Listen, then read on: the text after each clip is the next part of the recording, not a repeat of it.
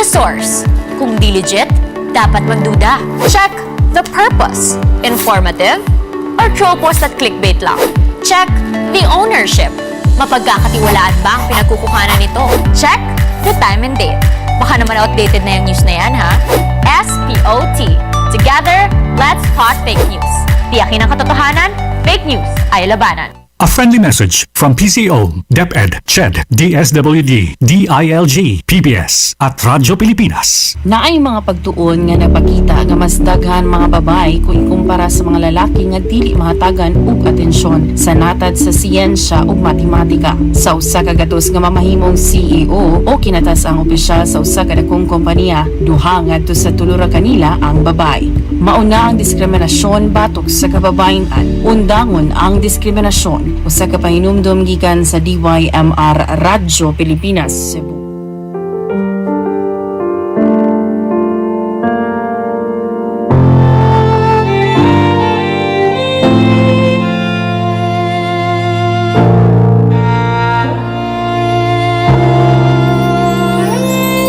Ang tanging may pamaman ako'y edukasyong Pilipino, tinuturong galing at talino para maabot ang pangarap mo. Ang tanging handog ko sa'yo'y edukasyong Pilipino, diskarteng mula sa puso, mamamangha ang mundo. Matatag na mga guro, matatag sa mga pagsubok, matatag na mga mag-aaral, matatag na talino'y umiiral. Hinaharap ang hirap, walang takot sumugod, humahanap ng solusyon, ipaglaban ang edukasyon. Kabataang Pilipino, Muslim o Kristiyano, lahat ng paniniwala, lahat ng katutubo, may kapansanan, iba man kasarian. Ang ating pag-aaral ay ating karapatan, ang ating pag-aaral, pang-ahon sa kahirapan. Matatag na mga guro, matatag sa mga pagsubok, matatag na mga mag-aaral, matatag na talino'y umiiral. Hinaharap ang hirap, walang takot sumugod, humahanap ng solusyon, ipaglaban ang edukasyon. Ang tanging alay ko sa'yo'y edukasyong Pilipino, matapat ng pamamaraan, maunlad na kinabukasan.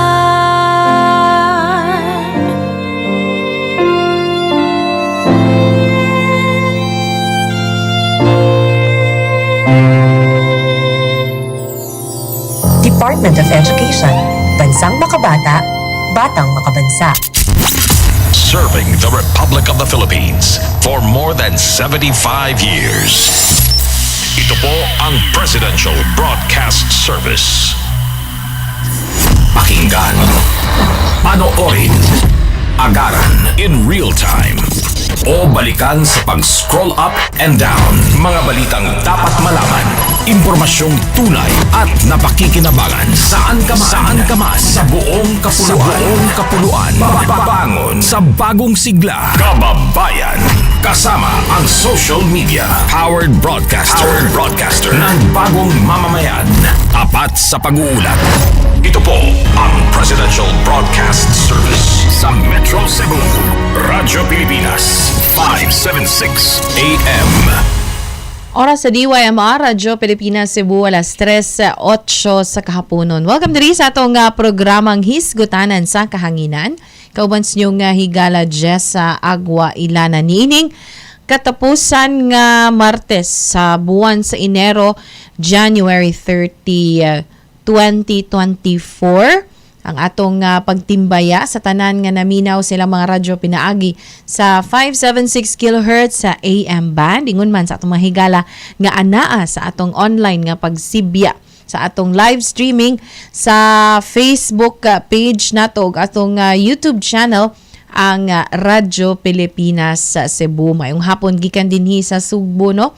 Madag-umon na nagdag-um pa ba to kay kaganina sa paglili nato medyo murag ning action to taligsik mga kaigsuonan og pagdag-um. Amping lang gid ta sa kanunay hinoon way bagyo karon apan doon na tay mga nasinati nga mga pag-uwan-uwan mga kaigsuunan tungod usab kana gani sa nilabay nga mga adlaw dunay mga gale warning ug karon dinhi ang karong adlaw dunay gale warning apan wa tay labot dinhi sa kining Central Visayas. Ang atong mga kaigsuonan sa Eastern Visayas ang duna karoy gipailawom sa gale warning mga kaigsuonan. Ang Eastern Seaboard of Visayas, ang Northern Samar, Eastern Samar, Samar, Biliran, Leyte, and Southern Leyte ang mga dapit dinhi sa Kabisayan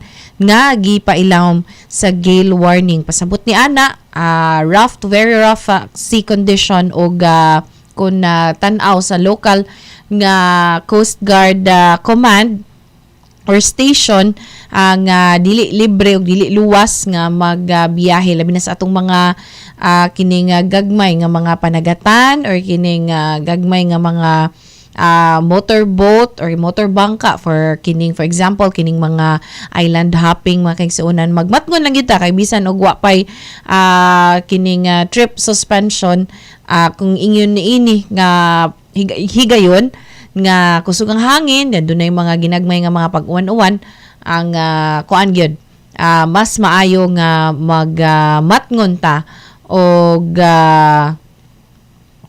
kining mga kaigsuonan magmatngon gyud ta sa atong pag labi na kung mutabok tag isla do dili kayo na ingon ana kay importante ang atong tuyo mamahimo tingali nga i-postpone na to ni ana apan wa man tay gale warning dinhi tan-awa lang pod sa inyong assessment kung kaya ba sa inyong kabuhi Sir Ed about og ang biyahe og asa man inyong destinasyon mga kaigsuonan. Ato po dang pagtimbaya sa tanan nga nagsaulog ng adlaw na tawhan karong adlaw mulayo pa bata akong kapikas kinabuhi. Happy birthday ni Alexander Ylanan akong kapikas kinabuhi. Birthday niya karong adlaw. Og sa tanan nga kadungan niya birthday karong adlaw. Happy birthday ninyong tanan. Happy fiesta, happy anniversary. Kung sa may inyong importante nga okasyon nga gi-celebrate karong adlaw mga kahigalaan. Once again, ang atong pagtimbaya sa tanan nga nagtanaw sa atong live streaming sa atong Facebook page Radyo Pilipinas Cebu ug sa atong YouTube channel Radyo Pilipinas Cebu gihapon ug ang mga naminaw sa mga radyo pinaagi sa 576 kilohertz sa AM band mga kaigsuonan. Ato po dahil kung ano na hisgutan na to lakbit kaganina ni Angeli ang nahitabo nga kining aksidente dinha sa dakbayan sa Talisay mga kaigsuonan no kay doon na daytay impormasyon nga nakuha nga kadtong batan-on nga naaksidente nga nakabsan ra bagyod in town sa kinabuhi dinha sa may barangay Kansohong southbound nga road nakabsan gid ni siya sa kinabuhi kay nagmotor unya na ligsan sa aluminum van mga kaigsuonan. Unfortunate kaayo, sakit kaayong paminawon bisan wa ta personally makaila sa maong biktima. Taga Kadulawan, Talisay City. Matod pa sa impormasyon sa City of Talisay Traffic Operations and Development Authority. Makaigsuon natong pahasubo sa pamilya sa maong batan-on. Ug doon na sabtay kasayuran nga usaday kini siya ka staff kun kining naglihok ug nagtrabaho sa media center sa Basilica Menor del Santo Niño de Cebu. So sa taon ni sa mga porting bisiha ni adtong fiesta senior o atong pagpanghinaot ang iyang kapahulayang dayon o gang pahasubo sa pamilya ni ini o lakip ang mga kauban o kahigalaan ni ini sa Basilica Menor del Santo Niño de Cebu. Di gito tumatag-an Sir Edno ang kinabuhi sa tao mo nang alalay o matngon kay base sa hulagway nga naka-post sa Facebook page sa City of Talisay Traffic Operations and Development Authority, medyo basa ang daan dinhas may kansuhong area sa Talisay. So nag-uwan ni or gikan ni nag-uwan, so basin dangog ang daan, naara gyud ani nya kusog pa gyud ang hangin.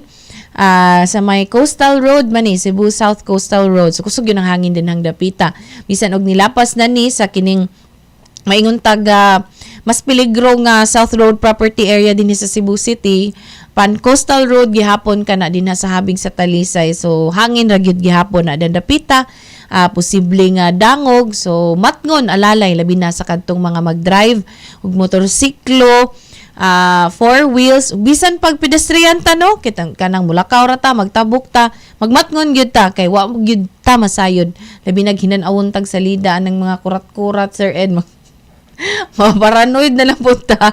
Pero importante ginang maglingi-lingi ta no, og maminaw og maniid, ilabi na ni ining mga nag-uwan-uwan, kay wag kita di kita katag-an mga kaigsuonan. So ang atong pasubo ginin taon sa pamilya, si Walter Castañares ang maong lumilihok sa media center sa Basilica Menor del Santo Niño de Cebu. Kasayuran kana gikan ni Father Genesis Labana, diin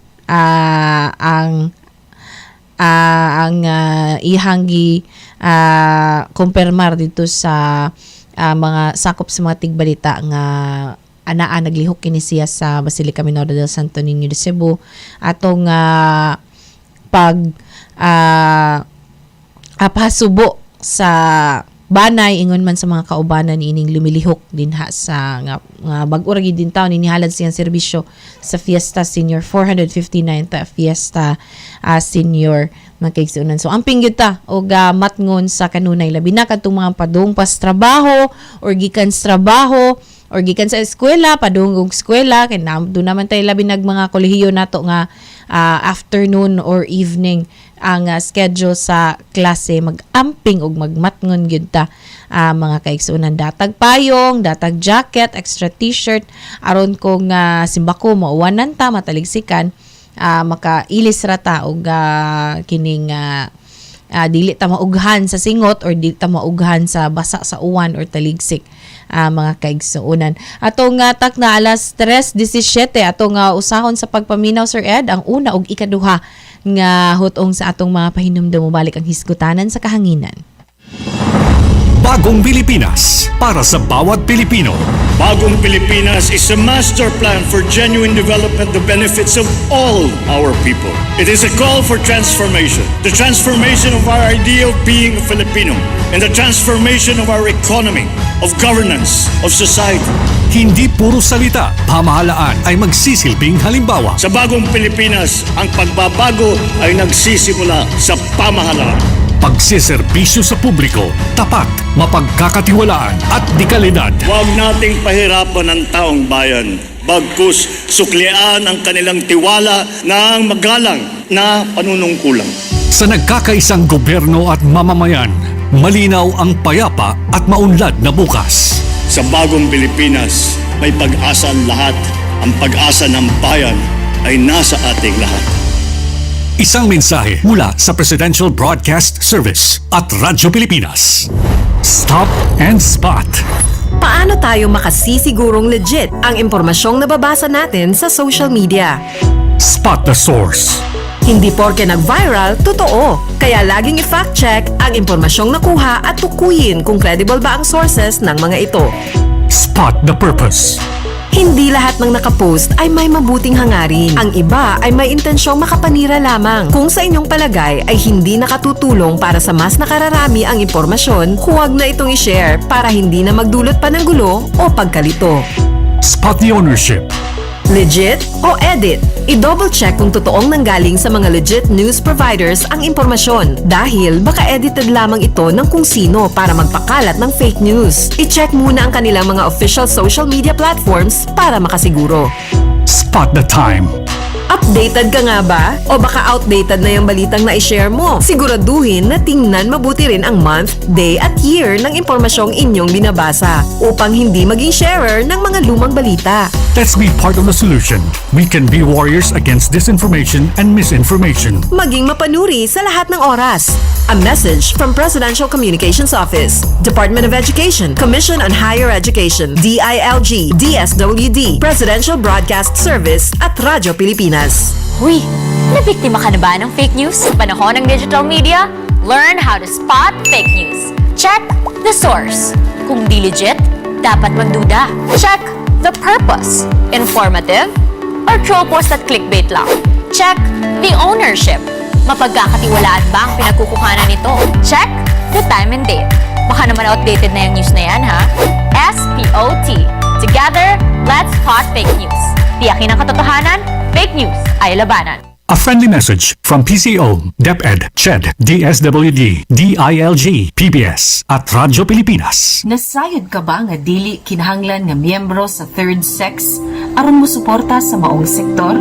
Dunay gitawag og alay kun aliado sa kausa sa pagpagabana alang sa atong mga kaigsuunan nga nahilakip sa third sex. LGBTQIAA+ stands for lesbian, gay, bisexual, transgender, queer and questioning, intersex, asexual, and ally. Ako usa ka alay kun aliado. Ikaw, pabilin ka bang sakop sa namihig o nag-discriminate? A reminder from DYMR Radio Pilipinas. Bagong Pilipinas para sa bawat Pilipino. Bagong Pilipinas is a master plan for genuine development, the benefits of all our people. It is a call for transformation. The transformation of our idea of being a Filipino and the transformation of our economy, of governance, of society. Hindi puro salita, pamahalaan ay magsisilbing halimbawa. Sa Bagong Pilipinas, ang pagbabago ay nagsisimula sa pamahalaan. Pagsiservisyo sa publiko, tapat, mapagkakatiwalaan at dekalidad. Huwag nating pahirapan ang taong bayan. Bagkus suklian ang kanilang tiwala ng magalang na panunungkulan. Sa nagkakaisang gobyerno at mamamayan, malinaw ang payapa at maunlad na bukas. Sa Bagong Pilipinas, may pag-asa ang lahat. Ang pag-asa ng bayan ay nasa ating lahat. Isang mensahe mula sa Presidential Broadcast Service at Radyo Pilipinas. For 53 years, the people suffered. From heartless communist terrorists. Who killed thousands and are killing thousands more? They destroyed families, our youth, and their dreams. There should be accountability for human rights abuses and IHL violations. Our people have had enough of this senseless violence. Thousands have already surrendered. For genuine peace and development. Together, victory will be ours. Dengue na mula sa kagat ng lamok ay ating maiiwasan kung 4S ay ating isasagawa at pakikinggan. Search and destroy. Destroy natin yung mga maaring pamahayan ng lamok sa pamamagitan ng pagtaob sa mga kagamitang maaring pag-ipunan ng tubig at pag-intlugan ng lamok. Self-protection. Ito ay pamamagitan ng pagsuot ng damit na may mahabang manggas o pantalon o maaring paggamit po ng insect repellent. Seek early consultation. Unang simptomas pa lang katulad ng pananakit ng tiyan, tuloy-tuloy na pagsusuka, pagdurugo ng gilagid o ilong, pagkapagod o pagkabalisa, dapat po kumonsulta na tayo sa pinakamalapit na health center at doktor. Support fogging and spraying. Sa mga lugar lamang na may pagtaas ng kaso ng dengue. Tayo ang simula. Ugaliing maging malinis sa katawan at malinis sa kapaligiran. Siguradong hindi lamang dengue fever ang maiiwasan.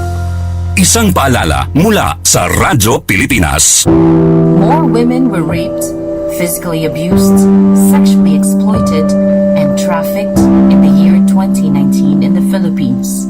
More women still choose to stay and suffer in silence. Remember, you are not alone. There are hotlines abuse and violence against women. A reminder from DYMR Radio Pilipinas Cebu. Hisgutan sa kahanginan. Kauban si Jessa Agua Ylanan sa Radyo Pilipinas Cebu. Kamugyapon naminaw sa istasyon DYMR Radio Pilipinas sa Cebu niining adlaw sa Martes, Enero 30 tuig 2024. Kauban niyong higala Jessa Agua Ylanan. Ining programang hisgutanan sa kahanginan mga kaigsuunan. Kaganinang buntag doon natay gitambungan nga kalihukan sa Philippine Statistics Authority diin ilang gipresentar ang regional rate sa inflation or mo ni ang alang sa mga wa masayod medyo nosebleed gud siya no nga presentation kay data presentation man siya, statistics man siya mga kaigsuonan. Ang kining inflation sige gitag kakita og kadungog niini sa balita mo ni ang rate of increase in prices over a given period time. So murag ang cost of living sa usa ka dapit or usa ka lugar or sa usa ka period of time. So in this case, ang gipresentar nga datos sa Philippine Statistics Authority kon PSA mao ang cost of living dinhi sa Central Visayas. Doon na ni siya breakdown sa matag probinsya ug mga highly urbanized cities dinhi sa Central Visayas. Apan ang ipresentar kaganina mao ang kinatibuk-an sa Central Visayas. Kauban kana sa Regional Director sa PSA Region 7 nga si Engineer Ariel Florendo. So wagi presentar ngadto ni RD Florendo ang inflation rate dinhi sa kining Central Visayas. Ang inflation rate matud pa dinhi sa infographic or sa kining fact sheet gikan sa PSA mga kaigsuunan is equivalent to a decline in the purchasing power of the peso. It is the change in the CPI over a specific period of time, usually a month or a year. So, ang inflation rate din sa Central Visayas as of December or alang sa buwan sa Disyembre tuig 2023, anaa sa 3.9%. Mo kini ang ni sa kagamay ang inflation tungod kay sa buwan sa Nobyembre, so samang tuig 2023, anaa kini sa 3.8. So ni saka kini siya 0.1 ang inflation mga kaigsuunan. Alang sa kinatibuk-an nga presentasyon gikan sa PSA atong paminawon og tan-awon kini mao nga presentasyon gikan sa PSA Region 7. The Philippine Statistics Authority Regional Statistical Services Office 7 is pleased to present the inflation report of Central Visayas for the month of December 2023. The headline inflation or the increase in the prices of goods and services in Central Visayas accelerated further to 3.9%.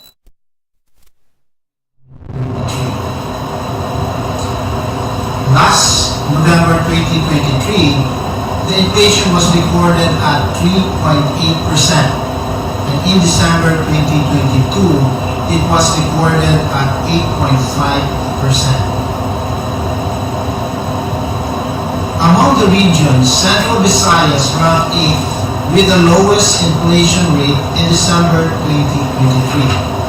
On the other hand, Bangsamoro Autonomous Region in Muslim Mindanao reported with the highest inflation rate of 6.2%.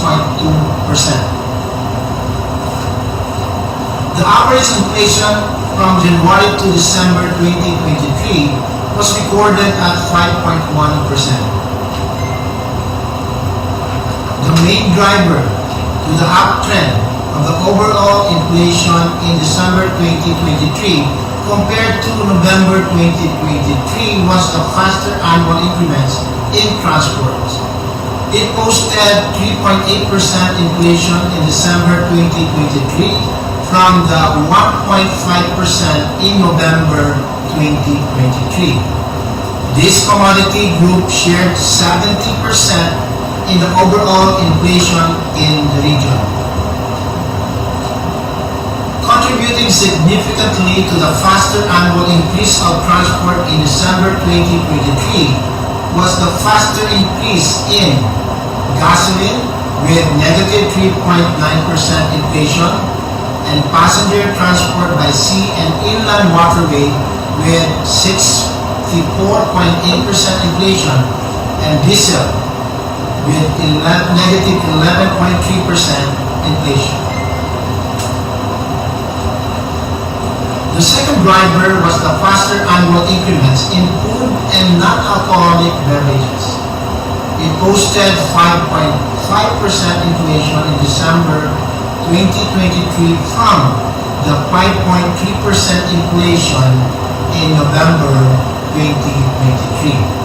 This commodity group shared 24.7% in the overall inflation in the region. Contributing significantly to the faster annual increase of food and non-alcoholic beverages in December 2023 was the faster increase in cereals and cereal products with 7.4% inflation, fish and other seafood with 6.1% inflation, and meat and other parts of slaughtered land animals with 4.0% inflation. For the next slides, let us look at the top 3 commodity groups contributing to the 3.9% regional inflation in December 2023. The first main contributor to the overall inflation in December 2023 was the food and non-alcoholic beverages with 5.5% inflation and shared 52.9% to the overall inflation. The food groups that mainly contributed to the inflation of food and non-alcoholic beverages were the following: cereal and cereal products, particularly rice with 7.4% inflation, fish and other seafood like other pelagic fish with 6.1% inflation, and meat and other parts of slaughtered land animals such as pork with 4.0% inflation.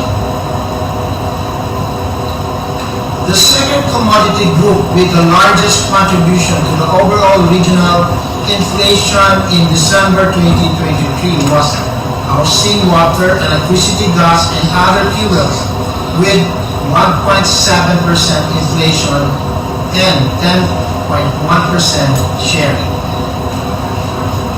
The main contributors to the inflation of housing, water, electricity, gas, and other fuels are as follows: apartment rental with 7.9% inflation and wood fuel with 4.3% inflation.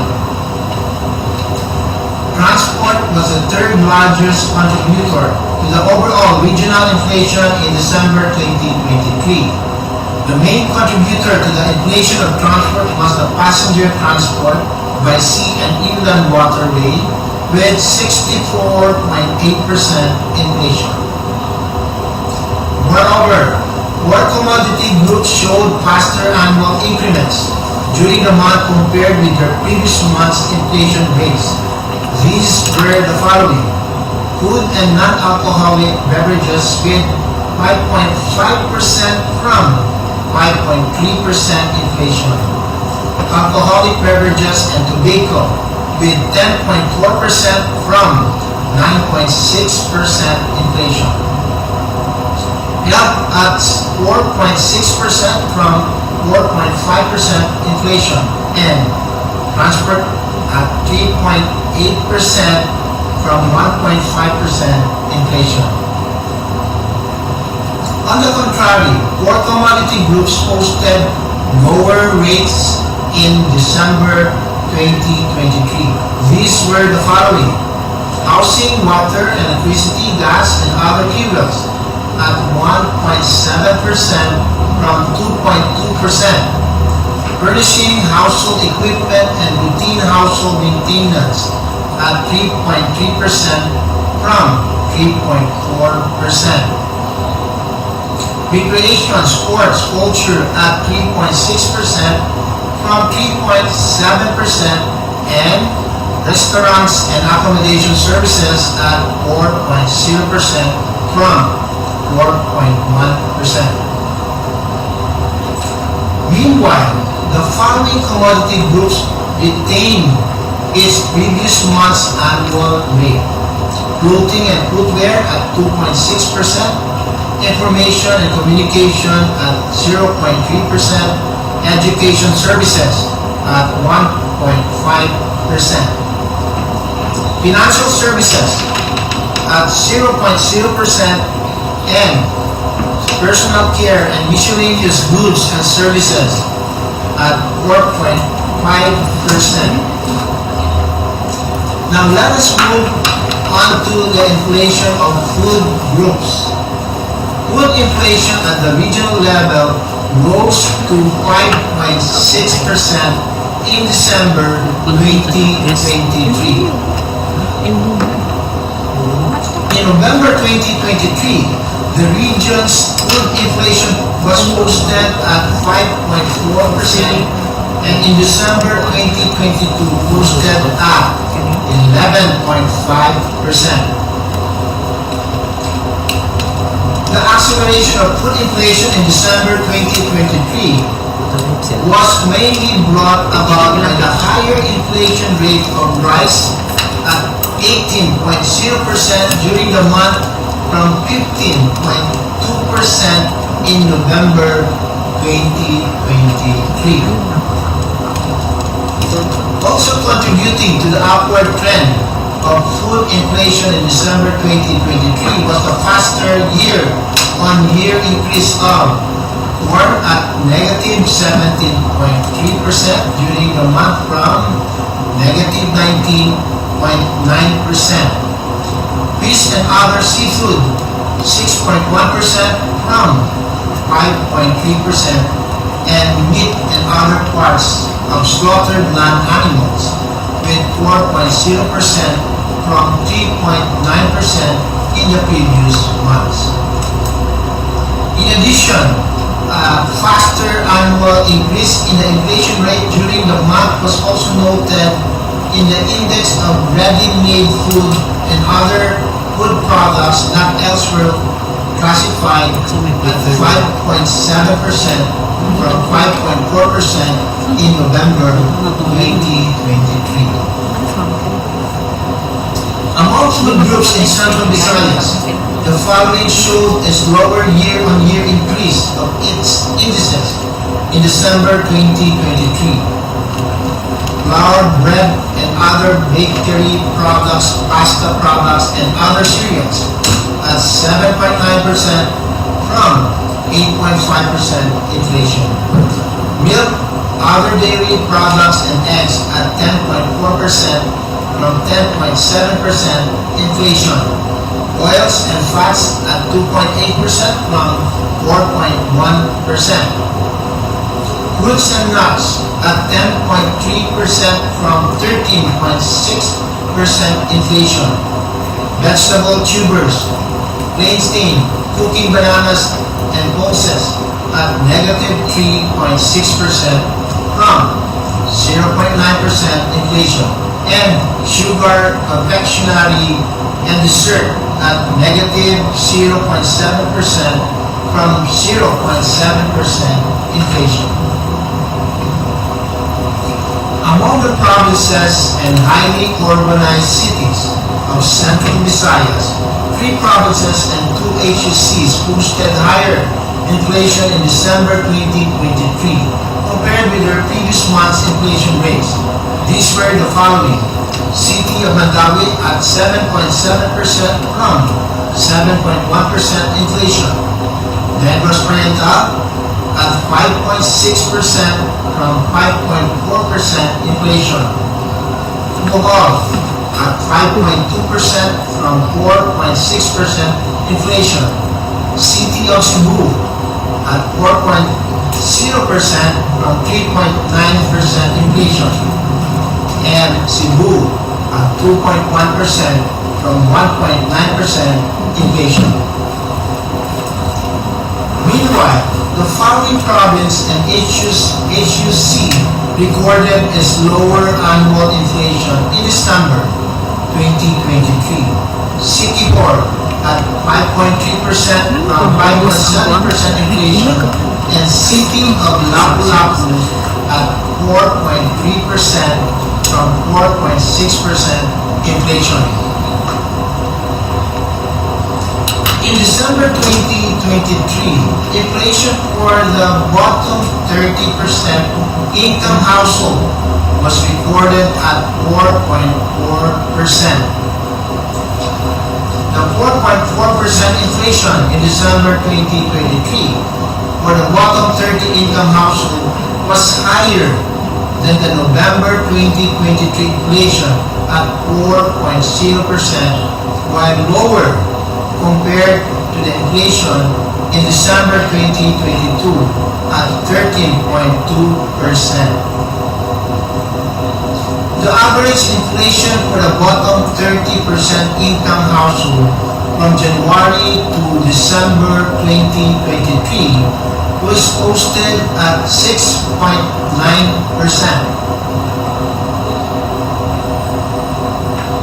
The main driver for the acceleration of inflation rate for the bottom 30 income household in December 2023 was the faster annual increment in the indices of the following commodities groups: food and non-alcoholic beverages at 4.0% with inflation with 63.2% share. Transport at 7.1% inflation with 36.3% share, and health at 3.7% inflation with 0.3% share. The monthly inflation data for all income household and bottom 30% income household can be found on the website of the Philippine Statistics Authority. It can also be accessed through the links flashed on screen or by scanning the QR codes on the screen. That ends my presentation on the inflation report of goods and services in the region for the month of December 2023. Daghang salamat. Mokato ang presentasyon ni PSA kon Philippine Statistics Authority Region 7 nga Regional Director Engineer Ariel Florendo diin gipresentar niya ang labing uwahi nga datos o impormasyon may labot na sa inflation dinhi sa Central Visayas. Gianunsyo sab ni Director Florendo nga matag buwan doon na kini sila briefing o data presentation sa inflation rate sa rehiyon dinha sa ilang buhatan. So ato sab nang gi-expect nga kita dinhi sa DYMR Radio Pilipinas Cebu sa kanunay ato sab na nga padangat kaninyo ang maong datos. As of ato lang baseline data lang nato ang labing una sa matagbuwan nga presentasyon sa inflation rate dinhi sa Central Visayas alang na sa buwan sa Disyembre. Kaya ay mo kahibong buwan sa Enero ang datos sa ang resulta sa Disyembre kana ang i-presentar tungod kay i-proseso pa man na i-analyze pa man na ang figures and information ni ana sa di pa kana hingpit nga himuon nga usa ka report o data analysis man kay suunan. So ang kining atong sunod nga tambungan sa sunod buwan sa Pebrero sa mauna ang datos sa buwan sa Enero. So as of December 2023, 3.9% ang inflation rate dinhi sa Central Visayas. Gikan kana sa 3.8% sa buwan sa Nobyembre, mga kaigsuunan. So muna atong baseline atong tan-awon kung karong buwan sa Enero nga mahibaw-an nato og masayran karong buwan na sa Pebrero, musaka ba ni or magpabilin or mukanaog ang inflation rate. Once again, ang inflation na mao ang equivalent sa pag-us-us or ang decline sa purchasing power of peso or kining value sa atong kwarta nga atong paliton nga atong gamiton sa atong mga panginahanglanon ug sa ato usab nga mga gustong buhaton via entertainment or atong mga leisure travel, apan ang kaning focus niini mao ang inflation rate for all income households kana mga kaigsuunan. So mo nang atong atangan sa umaabot nga edisyon sa regular briefing sa Philippine Statistics Authority kon PSA Region 7 ang ato sab nang ipadangat dinhi sa DYMR Radyo Pilipinas sa Cebu, mga kaigsuunan. Alas 3:45 atong palabang ang atong last set sa atong pahinumdo. Mubalik ang hisgutanan sa kahanginan. Pakiramdam mo ba'y wala ka nang magagawa sa pabago-bagong klima? Sinasabi ko sa'yo, you have the power. Ang pagtitipid ng enerhiya mula sa mga simpleng hakbang ay makatutulong para sa ating kinabukasan. Ang pagtitipid ng enerhiya ay magre-resulta sa mas mababang bayarin. Ang iyong maliliit na gawi ay malaking tulong sa pangangalaga ng ating mundo at kapaligiran. Ang pagtulong sa pagsagip ng mundo ay makapagsasalba ng maraming tao. You have the power.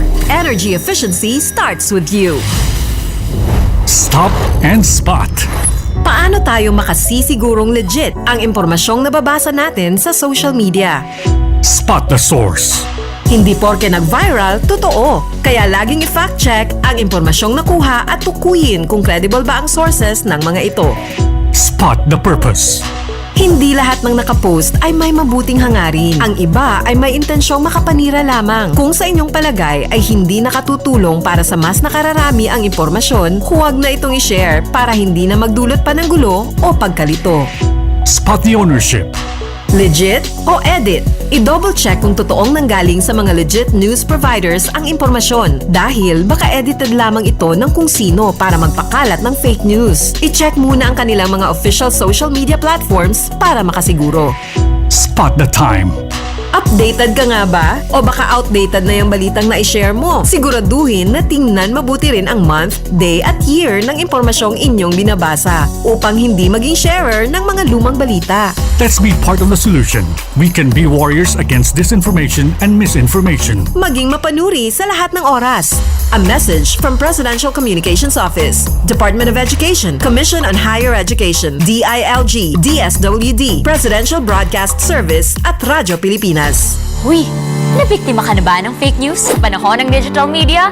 Learn how to spot fake news. Check the source. Kung di legit, dapat magduda. Check the purpose. Informative or troll post at clickbait lang. Check the ownership. Mapagkakatiwalaan ba ang pinagkukuhanan nito? Check the time and date. Baka naman outdated na yung news na yan, ha? SPOT. Together, let's spot fake news. Tiyakin ang katotohanan, fake news ay labanan. A friendly message from PCO, DepEd, CHED, DSWD, DILG, PBS at Radyo Pilipinas. Hisgutan sa kahanginan. Kauban si Jessa, Agua, Ylanan sa Radyo Pilipinas, Cebu. Kamugyapon naminaw sa estasyon DYMR Radyo Pilipinas sa Cebu nining atong programang Hisgutanan sa Kahanginan. Kauban yung higala Jessa, Agua, Ylanan niining adlaw nga Martes inara 30 tuig 2024 mga kaigsuunan. Humanata makisayod sa atong inflation rate. Atong tanawon ang lakat sa panahon kung doon na ba yung mga dapit dinhi nga doon na sinati nga pag 1-1 as of 3:06 p.m. nga thunderstorm advisory sa Bohol Radar Station doon na moderate to heavy nga pag-uwan sa lalawigan sa Bohol.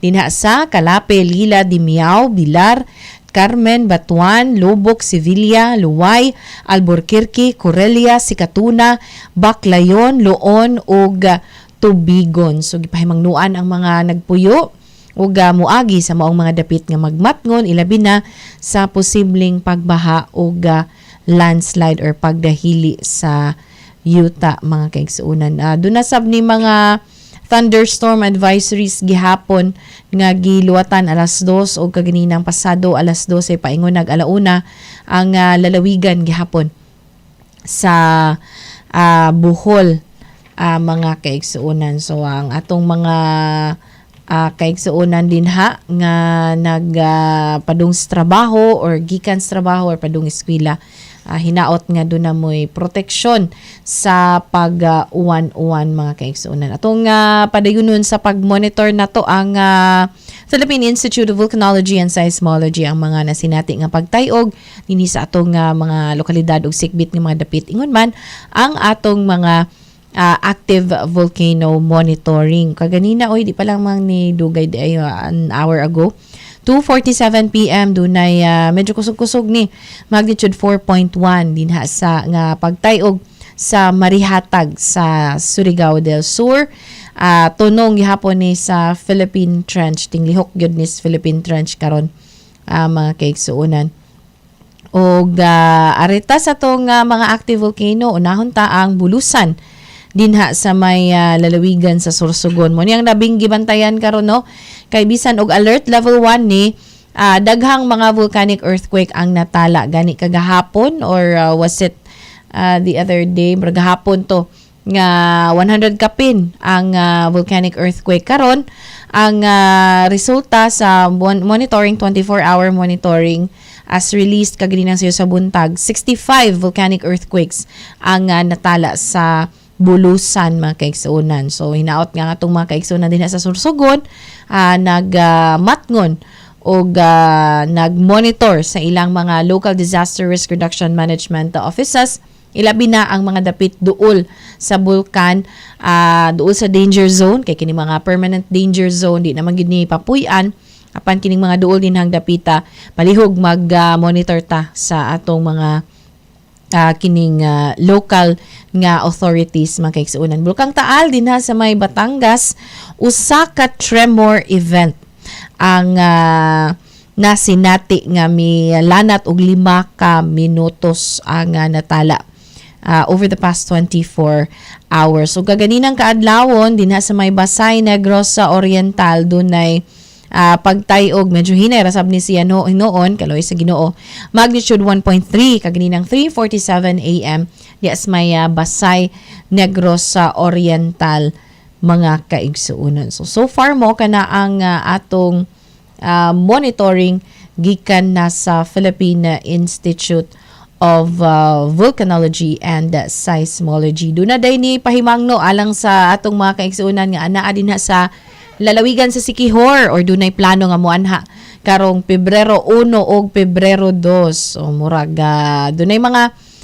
areas dinhi nga dunay scheduled power interruption. Gipagawas ka na ang mao nga abiso karong adlaw alang ni sa pag-ilis sa mga dilapidated nga mga poste mga kaigsuunan or kining mga nadunot na or kinahanglan ng ilisan nga mga poste dinha sa lalawigan sa Siquijor. Pebrero 1 gikan sa alas 8 sa buntag hangtod sa alas 5 sa hapon. Whole day gini Sir Ed no mangita-gitag dagat ani or spring. Kaya sa kainit sa panahon do na ra magitay na sinati nga El Nino mga kaigsuunan. Ang areas affected as relayed by Province of Siquijor Electric Cooperative Incorporated ang Nabutay, portion of Saging, Liluan ug Tagmanukan. Mo niyang dapit nga way kuryente karong Pebrero 1 adlaw nga Huwebes magkaigsuunan labi na kun online ang inyong klase ngita-tingitag mga dapit nga wa maapekto maapektuhi sa maong scheduled power interruption. Alam sa mis kaayuhan mga kaigsuunan kay lagi ilisan na ang mga daot ug dunot nga mga poste sa maong dapit. Pebrero 2, gikan sa alas 5 sa kaadlawon sayo ta alimutan din hang dapita sir. Hangtod sa alas 12 sa udto hinoon mo siga naman ni sa udto makiigsuonan sa Paliton, Upper Sulangon, Tambisan, Siquijor ug sa Tambisan, San Juan. Utlanan ni sa Siquijor ug sa San Juan ang makasinati og pagkawa sa pagkapaong sa kuryente karong adlaw nga Biyernes gikan sa alas 5 sa kaadlawon hangtod sa alas 12 sa kaudtuhon. So mo kana ang atong kining abiso gikan sa lalawigan sa Siquijor mga kaigsuonan na ug napupos na gyud natong pagpanag-uban mga kaigsuonan musunod na ang Martes man day ron do na batay ugma pohon pa di ay ang PBA mga kaigsuonan. So musunod na ang programa Operation Local Kauban si Ma'am Annabella Grosas apan mobalik ko karon taud-taud alang na sa mga balita. Daghang salamat, maayong hapon.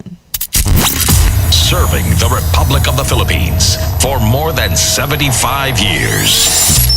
Ito po ang Presidential Broadcast Service.